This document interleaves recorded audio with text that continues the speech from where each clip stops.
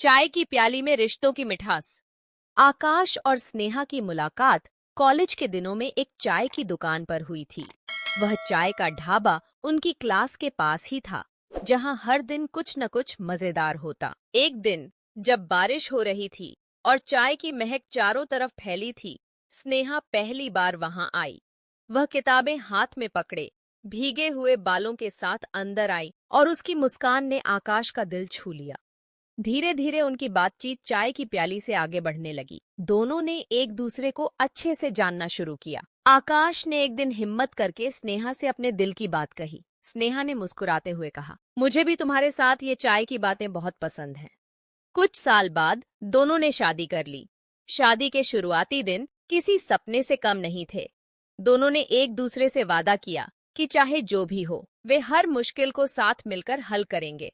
लेकिन जैसे जैसे समय बीतता गया, उनकी व्यस्त जिंदगी ने उनके रिश्ते को चुनौती देना शुरू कर दिया। आकाश एक मल्टीनेशनल कंपनी में इंजीनियर बन गया और स्नेहा एक स्कूल में शिक्षिका। सुबह से लेकर रात तक उनकी जिंदगी काम में उलझी रहती। दोनों एक दूसरे से प्यार तो करते थे, लेकिन व्यस्तता के चलते वह इसे व्यक्त नहीं कर पाते थे। उनकी रोजमर्रा की जिंदगी में छोटी छोटी गलतफहमियां बढ़ने लगीं। स्नेहा को लगता कि आकाश उसके काम को महत्व नहीं देता और आकाश को लगता कि स्नेहा हर छोटी बात को बड़ा बना देती है। दोनों के बीच एक अनकही खाई बनने लगी। स्नेहा को अपनी शादी की सालगिरह का दिन बहुत खास लगता था, लेकिन आकाश ने उसे भूलकर ऑफिस का काम जारी रखा। इस बात पर दोनों के बीच बड़ा झगड़ा हुआ। स्नेहा ने गुस्से में कहा, तुम्हारे लिए काम ही सब कुछ है, हमारे रिश्ते का कोई महत्व नहीं। आकाश ने भी पलटकर कहा, तुम हर चीज को इतना ड्रामा क्यों बना देती हो? रात भर दोनों अलग अलग कमरों में सोए। अगले दिन आकाश ने अपनी गलती का एहसास किया और स्नेहा के लिए उसके पसंदीदा गुलाबों का गुलदस्ता लेकर आया। उसने कहा, सॉरी, मैं अपनी जिम्मेदारियों में इतना उलझ गया कि तुम्हारी खुशियों को भूल गया। स्नेहा ने भी अपनी गलती मानी और दोनों ने एक दूसरे से माफी मांगी। दोनों ने तय किया कि वे अपने रिश्ते को फिर से मजबूत बनाने के लिए समय निकालेंगे। उन्होंने हर हफ्ते एक दिन सिर्फ एक दूसरे के साथ बिताने का वादा किया। आकाश ने स्नेहा को सरप्राइज देने के लिए एक पहाड़ी इलाके में छुट्टी प्लान की।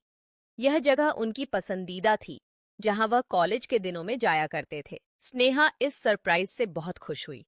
यात्रा के दौरान दोनों ने फिर से अपने पुराने दिनों को याद किया। उन्होंने छोटे छोटे पलों को जीना शुरू किया। स्नेहा ने कहा, पता है, हम दोनों ने कभी एक दूसरे को पूरी तरह से समझने की कोशिश ही नहीं की। आकाश ने भी कहा, मैंने काम में इतना खो दिया था कि तुम्हारे प्यार को समझ ही नहीं पाया। अब से मैं अपनी प्राथमिकताओं को बदलने की कोशिश करूंगा।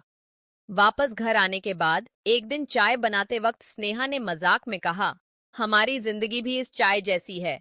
अगर सही समय पर चीनी और अदरक डाल दें तो स्वाद हमेशा अच्छा रहता है। इस बात ने आकाश को सोचने पर मजबूर कर दिया। उसने अपनी जिंदगी में स्नेहा के महत्व को समझा और अपने काम के घंटे कम कर दिए। स्नेहा ने भी आकाश के काम के प्रति सम्मान दिखाना शुरू किया। उनके इस बदलाव ने उनके परिवार को भी खुशी दी।